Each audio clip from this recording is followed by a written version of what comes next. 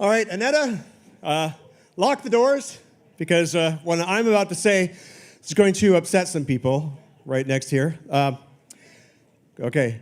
Christopher Columbus did not discover America.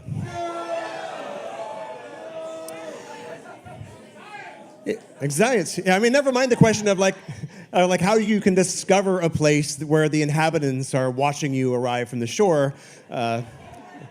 They weren't wearing pants. Is that what somebody said? I like that. So anyway, there were actually many other mariners before Columbus that discovered America as well. Decades earlier, even eons earlier, there were so many people that were coming across these islands and this continent. But it's only been in the last century that evidence has surfaced and continually grown to indicate that many of these pre-Columbian explorers might have come from Africa. So the first scientist to promote this possibility was Leo Wiener. Born in Russia, Wiener immigrated to the United States in the late 19th century on his way to British Honduras, where he planned to open a vegetarian commune. Well, when that turned out not to be the dream job he expected, he moved back to the United States and he became a professor at Harvard University, as one does. But in his time in Mesoamerica, he started noticing things. There are lots of things that led him to encounter certain discoveries that made him consider that possibly if the origins of American civilization might actually be in Africa. So he observed so many linguistic and botanical and other similarities that between 1920 and 1922, he published an extensive 3-volume piece called Africa and the Discovery of America. Now, unfortunately, this is the 1920s, so as yet, no serious archaeological evidence had been done or work had been done to support his botanical theories, because everyone was over raiding tombs in Egypt and things like that. Nod to Howard Carter. So he didn't have a whole lot of other stuff than the names to support him. However, he knew that other clues must exist. For example, he pointed out that Columbus himself was aware that African mariners had preceded him. In his diary of his second voyage, Columbus tells of how the natives of Hispaniola actually had given him gold-tipped metal spearheads that they said were brought by black-skinned people who had come in large boats from the south and southeast. Coincidence? I think not. No. So what's interesting about that, so upon returning to Spain, is that he actually took the spearheads and he sent them away and they had them assayed, and it turned out to be that these spearheads were covered in this metal, this alloy that the inhabitants called guanin, and the metallurgists actually found out that this was an alloy of 32 parts. It was like 18 of gold, 6 of silver, 8 of copper, which, dun, dun, dun, matched the metal used in spearheads made in Western Africa for thousands of years, as carried by medieval African warriors, including the Mali and the Moors. The West Africans even called this metal guanine, the same name used by the natives of Hispaniola. But nothing more was said about that. Conspiracy. Well, probably because, in the interest of Spain, it was in their best interest that they didn't want to have any challenges to their discovery and the claims to the islands of the West Indies. Well, as the poem goes, or it should anyway, in 1493, Columbus stole all he could see.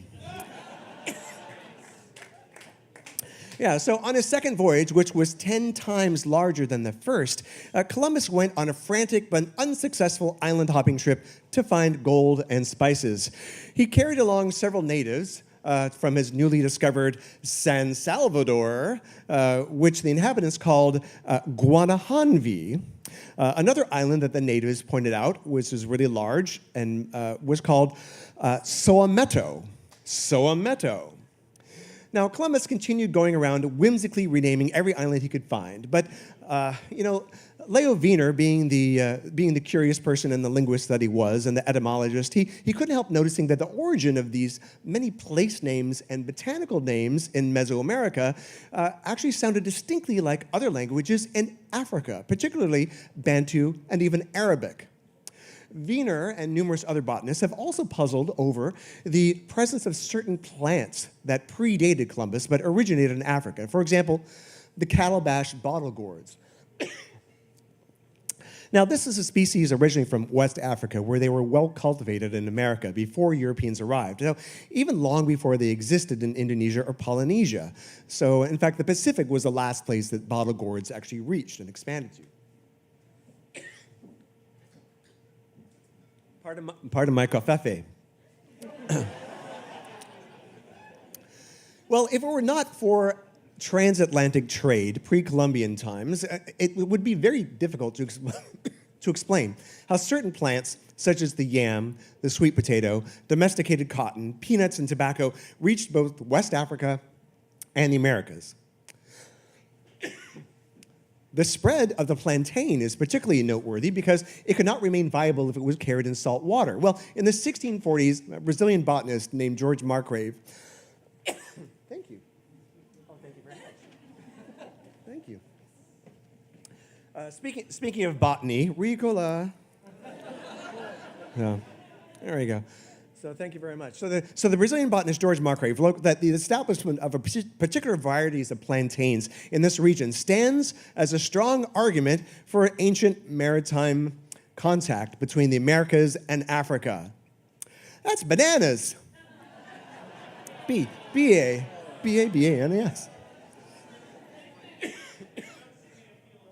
That's right. Thank you. All right. Excuse me. All right. Yeah. Okay. So, how do these plants and languages? That's going to be good for the video. All right. Fix and pose. All right, use the cough drop. Okay, so how do these plants and languages and other cultural elements get to the Americas? Well, some believe, so what's that? Well, you're cheating. Well, some people believe that,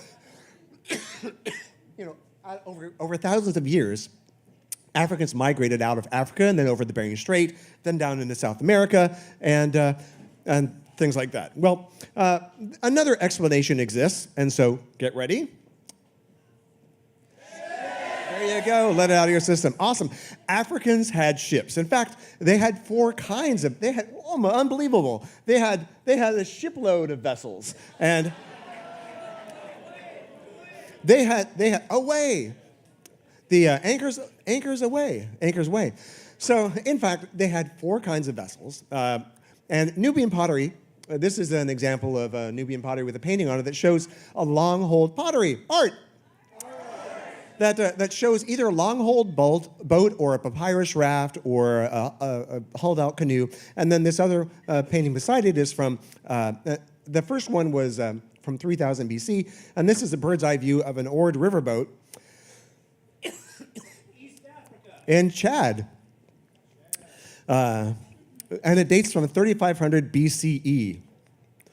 Now, the Africans of Guinea also had dugout canoes hewn from these monumental trees on the coast there. In 1500, just a few years after Columbus's voyage, the Portuguese captain Pacheco Pereira wrote, "In this country can be found the largest canoes made of a single trunk. Some are so large that they hold 80 men." Now, the West Africans were known to lash two dugout canoes together, side by side, and no one questions the seaworthiness of a similar type of Polynesian catamarans. Well, here's a 15th century Portuguese painting of sailing canoes on the Congo estuary. The Portuguese, like Captain Pereira, had heard that African traders were visiting Brazil in the mid-1400s. So to demonstrate that mariners from West Africa could have sailed to the Americas using papyrus vessels as early as 2000 BCE, Norwegian adventurer Tor Heyerdahl actually used ancient shipbuilding techniques in order to construct and sail the Ra 1 and the Ra 2 in 1969 and 70. And generally, some type of sailing vessel will average about 100 miles per day, even without sails. And in an ocean current, something like a raft or a reed boat can can average about 60 miles a day. Now, Islamic historian Amir Hajib reported that voyages west from Mali were happening in the year 1311, just 150 years before Columbus. Now, when he asked the Mali emperor, shown here, incidentally, holding a globe of the world made of solid gold, asked him, well, tell me about this rumor about Atlantic travel. And he said that his predecessor had commissioned an expedition with 200 ships filled with men and a similar number with gold and water and enough provisions for 2 years. And he said, go out and find something. And if you don't come back, so you find something or you run out of food. And unfortunately, only one ship returned, and the captain told the emperor that we sailed for a very long time until we met what seemed like a river with a strong current flowing in the open sea. I was the last ship, and I turned where I was and did not enter the current. The others disappeared. I do not know what became of them. So, well, this story seems to describe the trade wind-driven equatorial current, or the Canary Current. Now, I apologize if anyone has any cats on their lap at the moment, but so we basically have two rivers, two circular rivers in the ocean here, and you can see it's very easy for Africans from the south and the Angola regions to come up towards the equator and going westwards, or from the western coast of Africa north of the equator to go eastwards along that same current. But you know, this Mercator projection doesn't really, in terms of cartography, boo Mercator. It really doesn't do it justice. So let me just, I did this little animation for you to show that they could have taken the Canary Current up and around, and then they go over they fall off the edge of the earth, and then they come back and they make landfall back again in Cape Verde. So it is definitely possible. So I definitely had to do that. Now, at least a dozen explorers, including Constantine Ravenous, reported seeing blacks upon reaching the New World. In fact, in 1513, Spanish explorer Vasco Núñez de Balboa, who you might know because people named a very popular dance after him. Anyway, so when Balboa was there, he said he met members of a tribe of Ethiopians in Panama. And according to Balboa's log, these men came from a totally black village that was 2 days' journey away. And he figured that these blacks had come from Ethiopia at a much earlier date. So there are also examples of physical evidence, including pre-Columbian African skeletons, which have been found throughout the Americas. Now, dating between 800 BCE and 300 CE, these murals are from the Temple of the Warriors at Chichen Itza. Now, they clearly feature, the color version is easier to see, but they clearly feature 3 races. And it's depicting black and Indian allies and a battle against white invaders. Now, because of their long blonde hair jewelry, a skin-hulled boat that we have here, right there, and also the fact that they're fighting naked, which was common for warriors from Ireland, they believe that these are Celtic warriors. And because this mural shows that blacks are clearly fighting on the side of the Mayans, that they must have been integrated into society much longer before this painting was done in order to form that form of alliance. Now, there are numerous pre-Columbian figurines with striking similarities to ancient African artwork, and they've been found in Central and South America. In southeastern Mexico, there are 18 rock statues of heads up to 11 feet tall that are facing the ocean, looking east. Now, archaeologists call them the Olmec colossal heads, after the people that carved them. And they were produced for 50 to 200 years and date from at least 900 BCE, when they were mysteriously buried for some reason. So now think about it. It took enormous effort to quarry these. The smallest one was 6 tons, so 6 to 50-ton blocks, to quarry them and carry them 75 miles away from the quarry, and then carve them, and then erect them. These people that they modeled them after must have been important. Whoever they were, they must have been important to be remembered or obeyed or worshipped. Jose Megliar Serrano, the archaeologist who first uncovered them, He pointed out that facial features look amazingly like African blacks, and they all display distinctive headgear or protective helmets. Now, however, some people think that these are actually the facial figures of overweight babies. Yeah, I think they needed to wear helmets when they were babies if they think that. So. And then still others find it easier to believe that instead of Africans, those depicted or responsible for these sculptures, and as well as the Mesoamerican pyramids, were not African Americans, but dun dun dun. So why is it that so many people have never heard of this alternative of American discovery by the continent's nearest neighbors?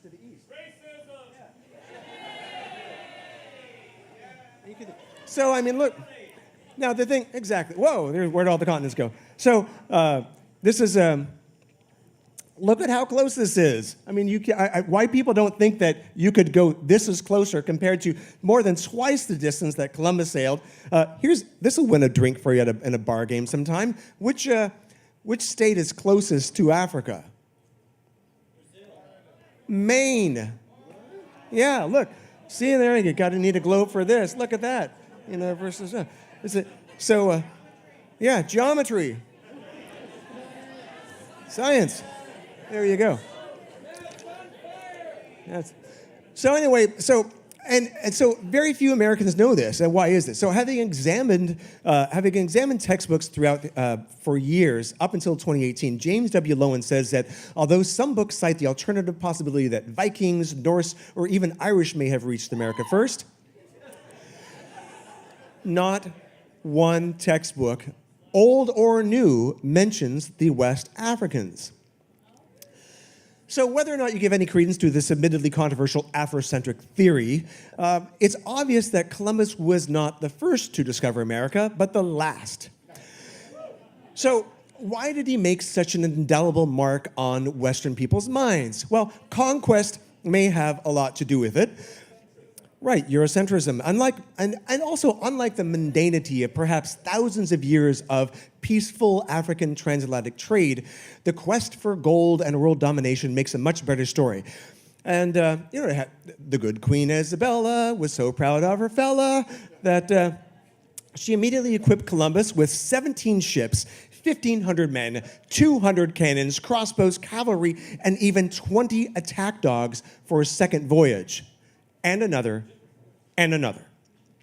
The story of Columbus remains the most widely accepted version of American discovery, most likely because it was the most recent, the most well-armed, the most documented, and the most similar in appearance to the authors of American textbooks. And one other thing that should be pointed out here is that in the years after Columbus discovered America, in 400 years, 20 million Africans were stripped from the coast of Africa, half of them dying in transit for slavery, who knows how many fleeing inland.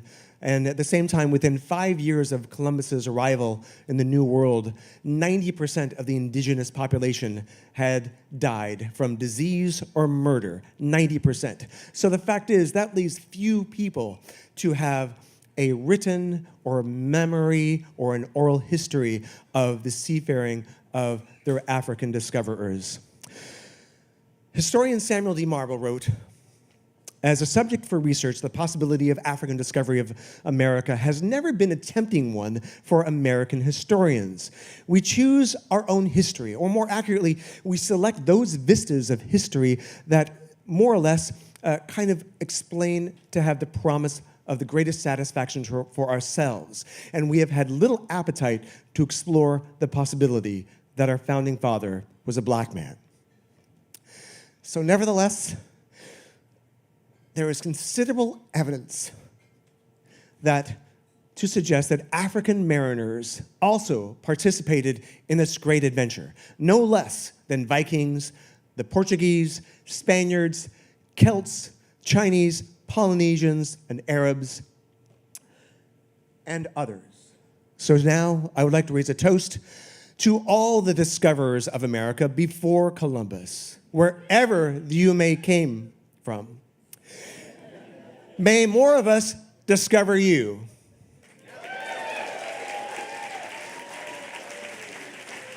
Thank you.